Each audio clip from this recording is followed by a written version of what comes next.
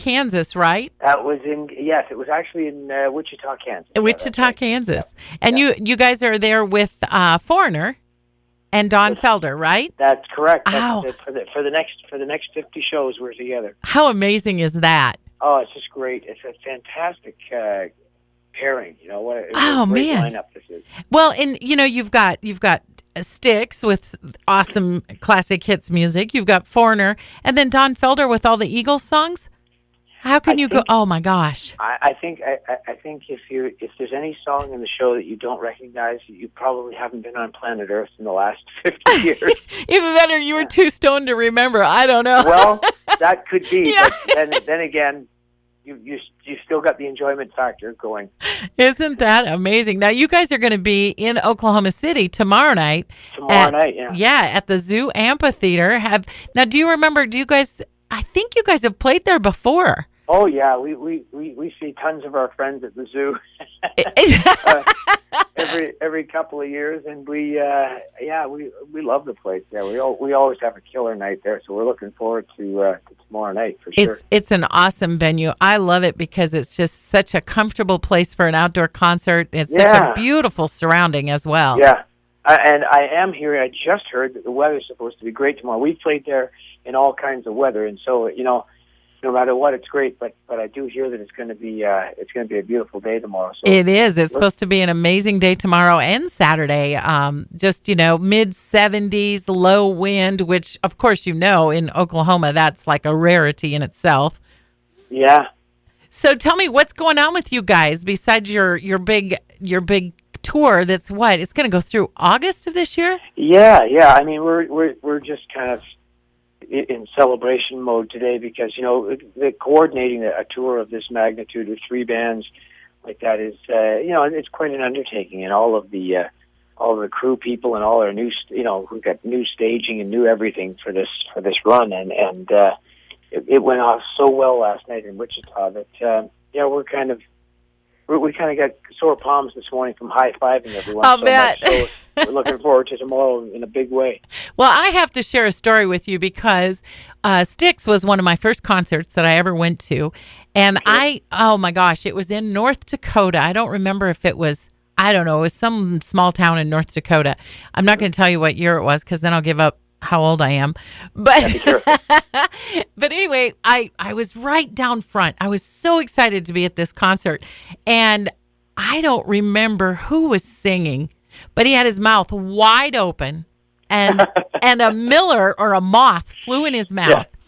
And he started hacking and coughing, and I happened to have, of course, I wasn't old enough to drink at the time, but I had a big, huge glass of pop, like I don't know if it was a Dr. Pepper or something. I just reached up and handed it to him. It was like a Pepsi commercial, that was very nice. Oh, my gosh. It was very kind of you. One of the first concerts I ever went to, and I was like, oh, my gosh, nice. I should have kept the cup.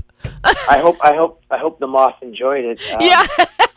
And that's I think that moth was on tour with the band for was it? Several months after that, and wound up making Dr. Pepper commercials. Yeah, I think anyway, so. Yeah, thanks for that, Nancy. No, it was fun, and I mean, I've enjoyed your music for forever, and of course we play it all the time here on our Classic Hit station. Get a lot of requests for it, and it's just it's great. You know what I find amazing is the young kids that are enjoying the classic hits now. Well, this is what's been the most beautiful surprise that the universe has really offered us.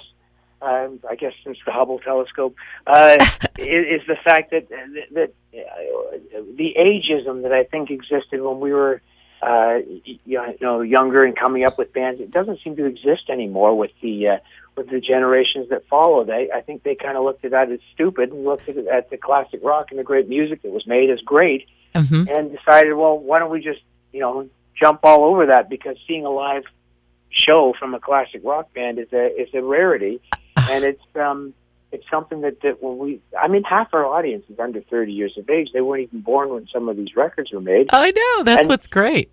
And it's tremendous, and through whatever way they've discovered it, classic rock radio obviously would be one very viable way, or if it's YouTube or whatever they've done, or maybe they're watching South Park. it's a way where they suddenly just, they get to know the names of the bands. They want to see what a Styx concert is like, and we deliver them, everything that they're looking for, and they become galvanized to the experience and want to keep coming back for more. Exactly. So we love them for that. I love it too, and it's so fun when you go out.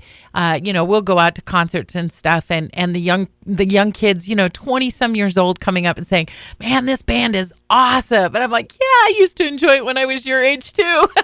Well, that's the thing, I've talked to some people that are,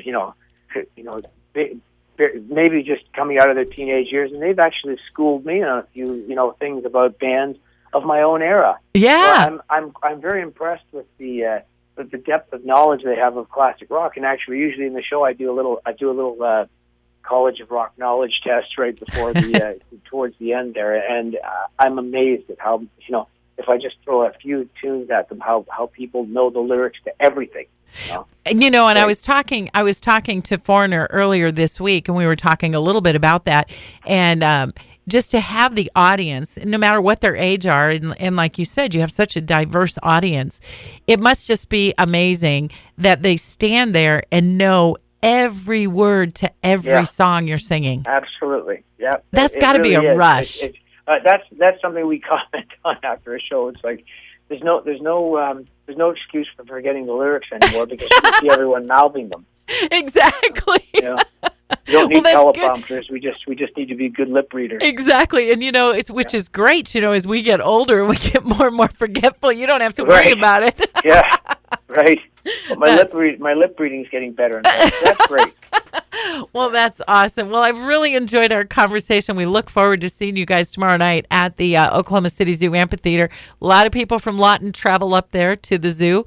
We enjoy the concerts up there. And we look forward to seeing you, Foreigner, Don Felder, all on one big ticket at the Zoo Amphitheater tomorrow night. You guys are going to have an awesome tour.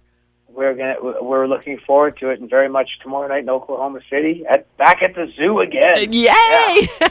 Well, we're definitely going to make it up there, and look forward to seeing you guys. And I'll be out there. I'll have a Dr. Pepper just in case. Okay? Yeah, please keep one handy. Okay.